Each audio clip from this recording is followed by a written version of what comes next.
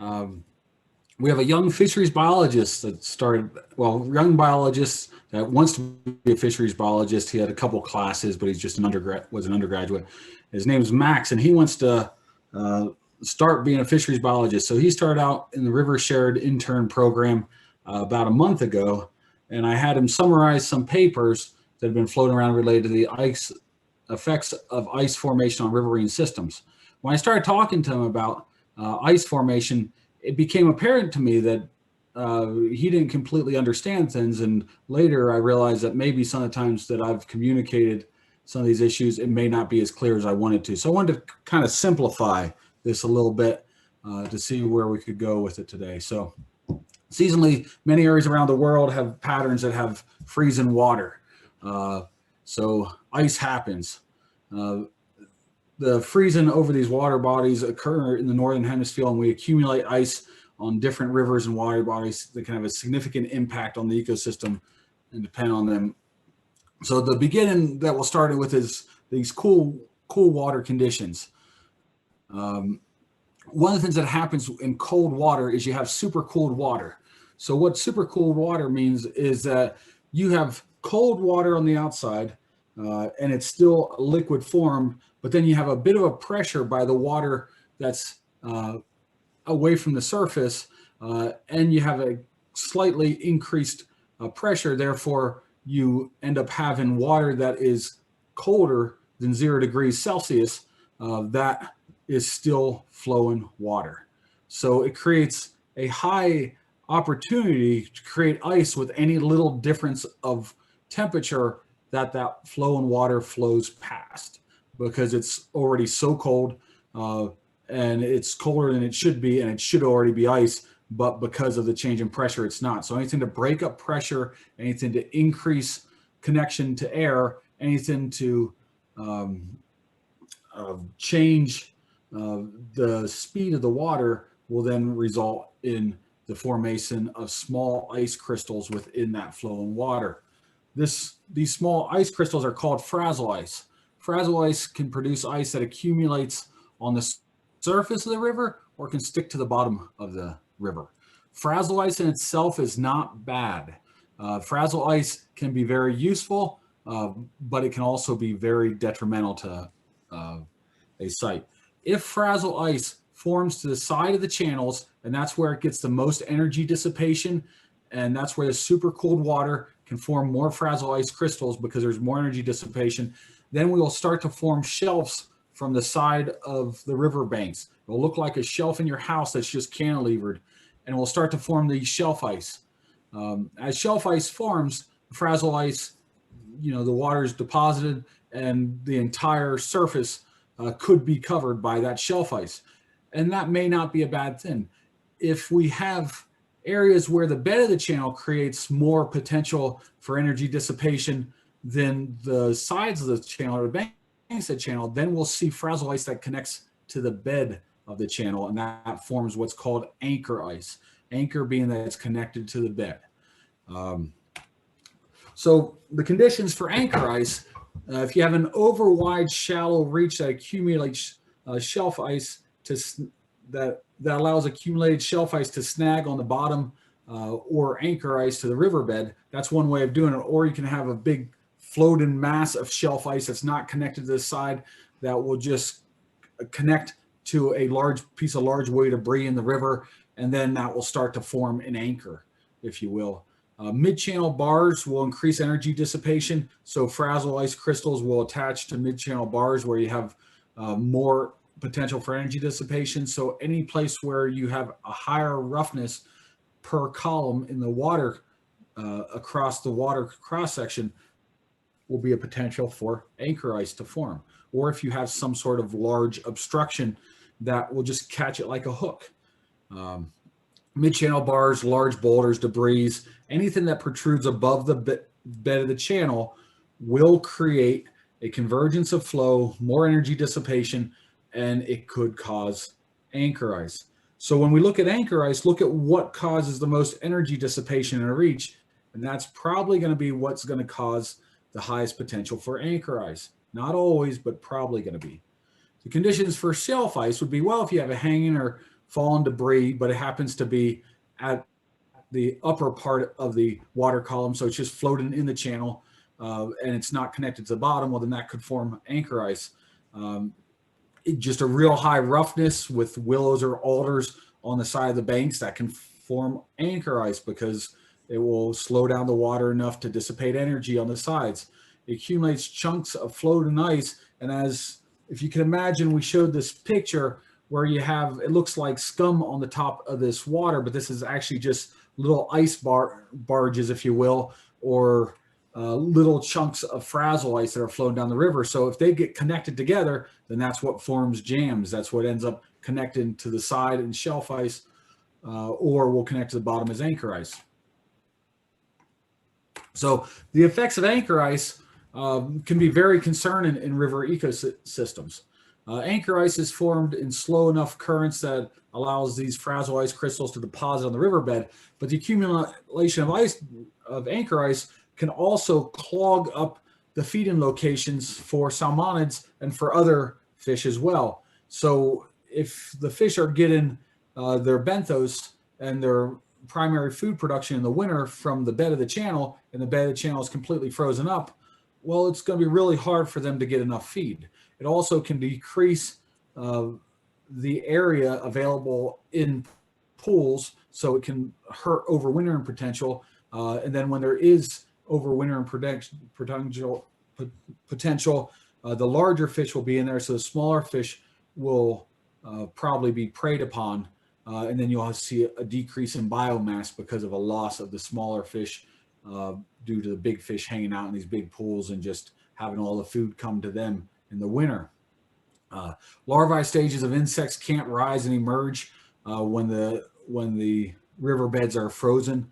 The effects of fish, insects, and crustaceans are important, as well as other prawns and other species, because very simply, if you freeze up a river, fish don't swim anymore. They're frozen. So habitat space is going to be limited. So frazzle ice can be really, really bad. We know ice is going to happen in the winter. What is a good way for ice to happen in the winter? The stable way to see, the other thing that happens with frazzle ice is as water flows and ice is anchored to the bottom of the channel, as more water flows past it, the ice just continues to grow outward from wherever it's attached to. What that means is that if you have ice that is formed on the bottom of the channel, then you're just going to keep on connecting more ice to the bottom of the channel, and it's going to raise the place where water can flow in the channel to be higher and higher and higher and higher, which will lead to flooding of adjacent lands. So, which could be okay, but in a lot of developed areas, we don't want to see winter floods because of ice jams and because of frazzle ice formation into anchor ice. The effects of shelf ice. So shelf ice is as those ice particles or barges move down the river, they connect to things on the surface and then connect a surface or a cover over top of the flowing water. Once shelf ice is formed across the entire reach, it can actually serve as a pipe.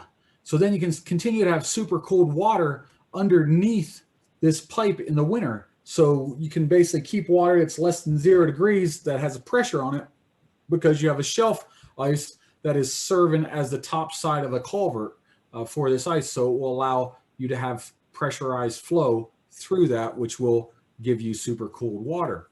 So within this confined pipe, water currently begins to move faster from a decrease in cross-sectional area. The faster currents keep the frazzle ice particles suspended, and it also keeps frazzle ice from forming because of the fact that we have super cold water. So anchor ice mitigation. So shelf ice can be very helpful. We know we're going to have ice on these systems, so shelf ice can be good. We talked about thaw wells last time. We talked about ice formation near the end of winter. And thaw well means you just take groundwater and you pump it into the river to keep water flowing. And that works out well if you have a high quality stream you want to keep open. in a very high rent district and you're willing to pay the pumping costs, because there's a thermodynamics issue with how much 52-degree water you have to put on something to be able to get it above 32 degrees Fahrenheit. So, but other ways to mitigate for anchor ice would be control how fragile ice is deposited, avoid structures connected to the riverbed that protrude above the water surface. Try to remove mid-channel bars whenever possible. Anything that has a high width-to-depth ratio is going to encourage the formation of frazzle ice into anchor ice. Inject warm water to remove frazzle ice particles. Like I said, this is what we talked about with thaw wells. The only place where I saw a thaw well of injection of warmer water, and when I say warm water, generally don't mean that hot of water, it just means groundwater temperature water. But the only place that I've seen this work where it wasn't a natural hot springs or something was in Jackson, Wyoming.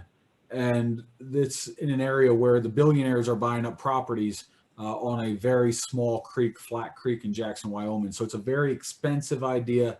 If you wonder, just try to figure out how you can raise water 20 degrees in temperature when the air around it is the same temperature, 20 degrees lower, and how much water it would take to supplement any gallon of flowing water.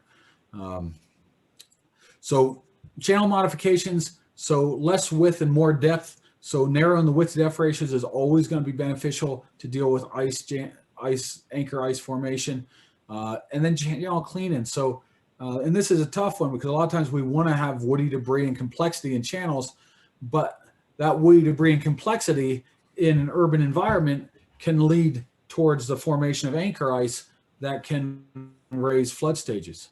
So if you want that complexity, then you need to make sure you have enough room for that complexity because you know you're going to have that issue. Or maybe you create a winter channel that's a little bit higher, that's a cleaned out channel that can be a low width to depth ratio. And then in the summer, you go to more of a braided system during runoff. So there's ideas of how we could possibly mitigate for these impacts and then promote the formation of shelf ice. I remember Brad and I worked on the Capel River years ago. I think Josh had assisted too. And the idea is what they would do is they would allow frazzle ice to form into shelf ice, and then they would control the flows. And this was one where they could open up a gate and control the flows. They could control the flows to form a thick layer of shelf ice, and then they would just pipe the water from Lake Diefenbaker down to the city of Regina in Saskatchewan for the entire winter and keep water flowing. And that's pretty slick. And you can do that sometimes in some locations where you have good flow controls, but there's a lot of times in natural environments where we don't have good flow controls. So in large productive reaches of rivers used for fisheries, anchor ice can provide a large problem for habitat. And basically what you'll see is after a cold winter, you'll have significant decreases in biomass. You'll lose a lot of young year population, and then you'll have a big difference in age class. You'll have the old hogs and you'll have the young ones, but then you'll have to start feeding the old hogs because there's nothing there to continue to feed those big fish. So surface ice formation may provide a solution to counter against anchor ice, whether it be surface ice formation through narrowing width to depth ratios, removing mid-channel bars, creating a winter low flow channel, or whether it's through adjusting flows, either through temperature or through quantity of flow to encourage ice formation. When anchor ice is to be avoided, surface ice formation may provide a mechanism for transporting frazzle ice particles downstream and away from the productive fishery areas. So I wanted to give a summary of kind of the difference between anchor and shelf ice. I imagine for some of you it was very remedial. For other of you, hopefully it was worthwhile. And for some of you that work in very warm areas, is probably like rocket science, and that's okay. So any questions or thoughts, concerns, additions? No, I think you did a good job on it, Dave. I think one of the things you talked about was regulating flows, and certainly, ice formation is really critical downstream of hydroelectric plants, which are common in Canada. And so they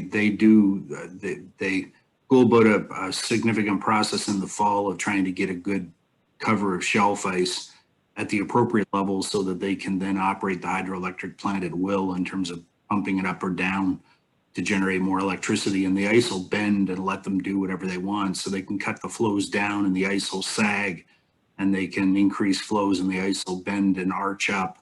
But the idea is to try and keep that operating well and to try and eliminate issues of ice jams and flooding and things downstreams. Because it's a real problem for hydroelectric plants to be, sort of causing problems in the downstream reach for people who live down there in terms of flooding and other issues. So it's a big issue. I appreciate this. You put a bit more of a fisheries bend on it.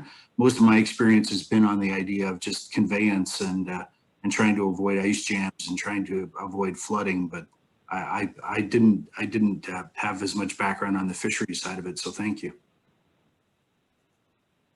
I'd like to comment. Go figure. Thanks, Dave, because something I really like is, as practitioners, we often fall victim to a narrow focus of what we've learned of dominant process. And here is a case in point where there is another factor, another process that helps to define the landscape, and another consideration, especially in a modified network like a dam or man modified, or where there's a human use need. And I wanted to ask you regarding that, does this ice, how does it overall, how much of a factor would it be in design versus normal dominant process, normal sediment driven systems with flow and sediment? The ice carries a whole different regime, and how does it factor in as a dominant process in different areas where you've worked? The choice of a reference reach is really important because a lot of times what we see is that if we're trying to get a system that's not going to braid in the winter or get to a much higher elevation and create kind of winter flow paths, then we need to make sure we have a reference reach that's appropriate for that. So that idea that width to depth ratio is so different regionally based on stream types to be able to kind of keep things moving through there. So we've definitely seen that as being an issue in the past. And the choice of reference reach is important. Also, when it comes to gauge analysis, we can look at ice flow from most of our Western gauges, and it can tell us how high the flows were related to ice flow. So we can use that as a planning process to help us with some of our analytical methods to say, okay, well, this is what we've seen in the past for ice flows. If we do a change in configuration, do we expect to see more or less? And is there a way that we can try to keep the increase of stage related to ice to be less than the increase of stage related to the runoff? And that's what we're seeing in a lot of these systems, is that flood stage is related to ice in the winter, not related to runoff. So. Thanks. Yeah.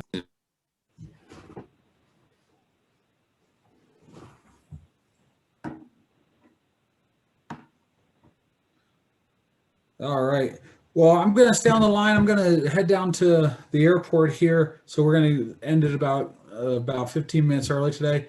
But I got to go down to the airport, pick up my brother. And if there's no more questions, I appreciate everybody tuning in this week and look forward to talking to you next week.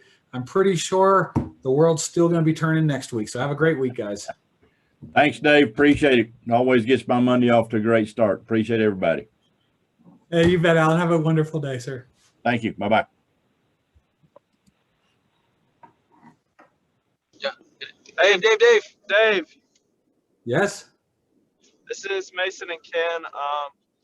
Thinking Guys? about this with Idaho. When you said a high width to depth ratio, what do you mean by that? It's like 22 high, or would that be still within a range that is acceptable? Yeah, so we don't want to design a high width to depth ratio.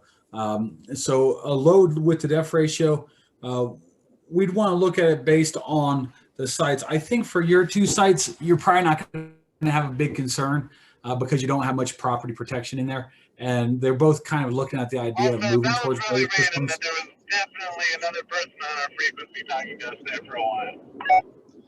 Okay, gotcha. So, I mean, I think we had it set at 22. So but so you're saying when there's no property involved, we don't really care about ice.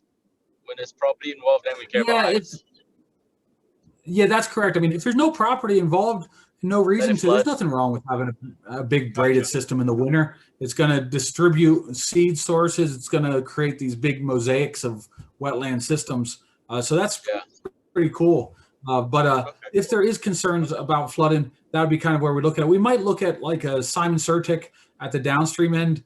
There is a cross in there. So that might be one location where we try to narrow up width to depth ratios.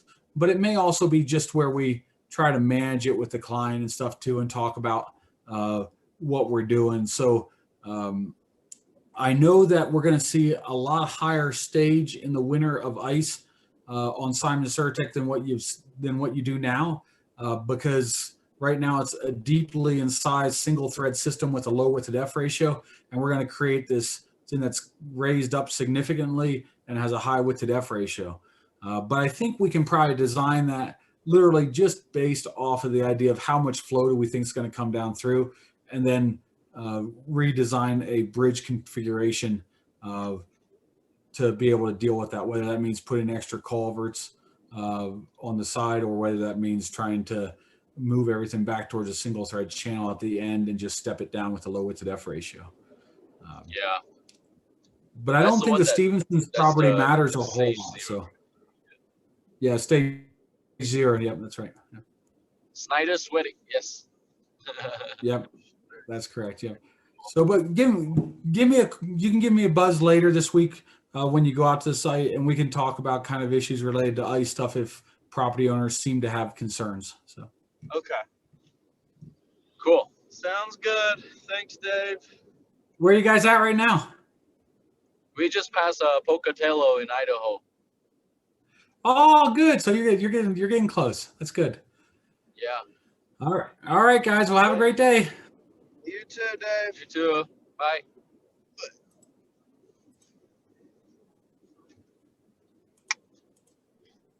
Hey, Alex. Sorry for that.